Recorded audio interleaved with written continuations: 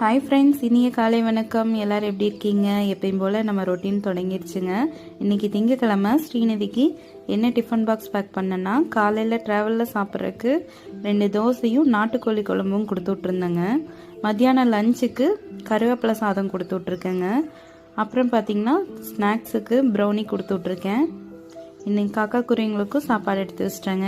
இன்றைக்கி ஸ்ரீநிதியோட அவுட்ஃபிட் இன்றைக்கி இது தானுங்க. எப்படி இருக்குன்னு பார்த்து சொல்லுங்கள். காலேஜில் பார்த்தீங்கன்னா ஃபேண்ட்டில் வந்து லெக்கின் அலோடு இல்லை, அதனால் வந்து ஸ்ட்ரெயிட் கட் ஃபேண்ட்டு நல்லாயிருக்கும். ரொம்ப நீட்டாக போவாங்க எல்லாரும் குழந்தைங்களும்.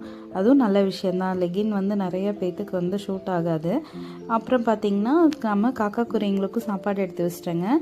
அப்புறம் வீட்டில் அவர் வந்து இன்றைக்கி திங்கக்கிழமை தினையெல்லாம் வந்து போட்டு குருவிங்களுக்கெல்லாம் செட் பண்ணி வச்சுருவார். அதனால் அவரும் எல்லாம் எடுத்து ரெடி பண்ணி போட்டுட்டு இருந்தாருங்க.